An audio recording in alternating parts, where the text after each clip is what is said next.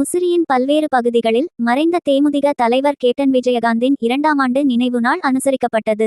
திருச்சி மாவட்டம் நாமக்கல் சாலை முசிறிகை காட்டியில் மறைந்த தேமுதிக தலைவர் பத்மபூஷன் கேப்டன் விஜயகாந்தின் 2ஆம் ஆண்டு நினைவு நாளில் தேமுதிக திருச்சி வடக்கு மாவட்ட கழக செயலாளர் KS குமார் ஆணைக்கிணங்க முசிறி நகர்மன்ற உறுப்பினரும் நகர கழக செயலாளருமான சுந்தர்ராஜன் தலைமையில் கேப்டன் விஜயகாந்தின் திருவுருவ படத்திற்கு மாலை அணிவித்து மரியாதை செலுத்தி பொதுமக்களுக்கு அன்னதானம் வழங்கப்பட்டது.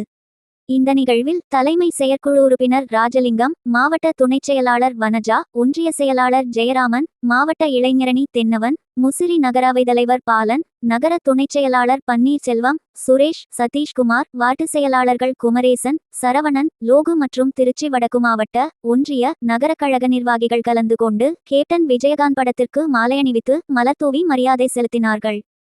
இதேபோல் தாத்தையங்கார்பேட்டை, மேட்டுப்பாளையம், தொட்டியம், காட்டுப்புத்தூர் உள்ளிட்ட முசிறி சட்டமன்ற தொகுதி முழுவதும் பத்மபூஷன் விஜயகாந்தின் 2ஆம் ஆண்டு நினைவு நாள் அனுசரிக்கப்பட்டது.